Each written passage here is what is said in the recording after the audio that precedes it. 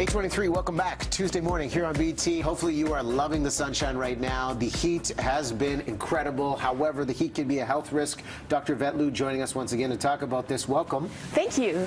So normal elevation of temperature. Kids, adults, obviously we love being outside, but what do we need to really be aware of when we enter a risky territory? It's really important to be aware of heat illness. Heat illness is when the body takes on heat faster than it can lose it. Now, the body normally has ways to get rid of heat, but when the ambient temperature is too hot, those ways break down.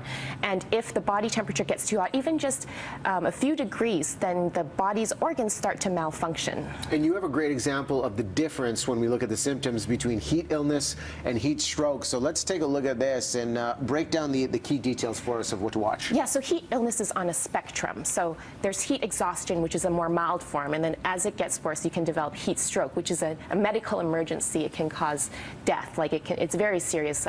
There was a statistic that about 120 people in Toronto, on average, die of heat illness each year, heat stroke. So some of the symptoms include headache, dizziness, fainting, fatigue, malaise, vomiting, skin changes like sweaty skin, pale, cool skin. You can get a heat rash. And then if it gets more severe, you can get a fast heart rate, fast breathing. You can get seizures, coma. Your skin becomes red and hot, and you can even get, the most severe result, which would be death. So obviously you want to catch it way before that point. So if you're starting to feel some of the symptoms of heat exhaustion, which was sort of the earlier, milder symptoms, then you want to start to be aware and get yourself out of the heat. So what are some of the guidelines? Obviously, we want to be outside, want to enjoy the sunshine, but time to be outside, the amount of time we're outside, and how to avoid things like sunburn. What do you recommend? Yeah, heat illness is definitely preventable. So you want to try to stay out of the sun between the hours of 11 a.m. and 4 p.m., the hottest hours. If you're in the sun, take breaks from the sun. It's people, especially who are wearing a lot of protective equipment, people who are exercising in the sun, people who are wearing a lot of clothing in the sun, then they have to be more careful. You do want to wear something to protect your skin, though. So usually loose-fitting, long-sleeve clothing, light-colored clothing, that will be more helpful to keep you cool. People who are young and people who are old are at higher risk of heat illness. And then, of course, you want to drink lots of water, avoid alcohol, any kind of diuretics that might leach water from your body. Hydration factor, how does that differ on a day like this outside of how much more water we're drinking, whether it's per hour, per day? What do you recommend? If you're thirsty, you're already dehydrated. So just remember to keep drinking water. It depends on how much you're sweating.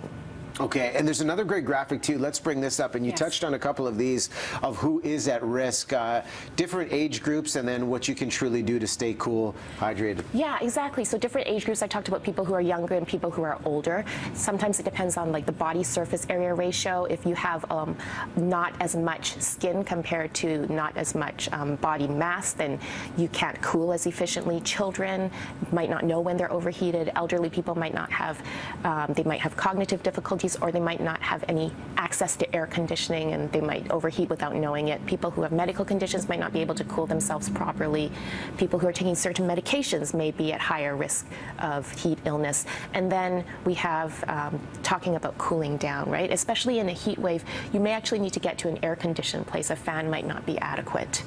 Really good. And I guess final, and you've touched on a couple of these points already, if we know something is off and we have some of these symptoms and we're not at the medical emergency of heat stroke, simple treatments as soon as we get indoors of what we can do. Get out of the heat. You can spray water on yourself, take a cool shower or a cool bath, remove any unnecessary clothing that might be keeping the heat close to your skin, and drink lots of cool fluids. If you're not feeling better after an hour, or if you have any of the signs of heat stroke that we talked about earlier, then you need to call 911 and see a doctor because it could be a medical emergency. Great advice. And any online resources for us to look at through the summer season to make sure we're hydrated and avoiding heat stroke? Good question. The HealthLink BC website is an excellent website. I always recommend people to see that. And the Government of Canada, Health Canada, has an excellent website as well. Good deal. Are you enjoying the air conditioning in here this morning, by the way? I am enjoying the air conditioning, but sometimes I get too cold in air conditioning. It's a tough go with the temperature. Listen, this is great information. Obviously, we'll pop that on our website, too, so you can keep it for reference. Thanks so much, Yvette, for coming through. We'll take a break.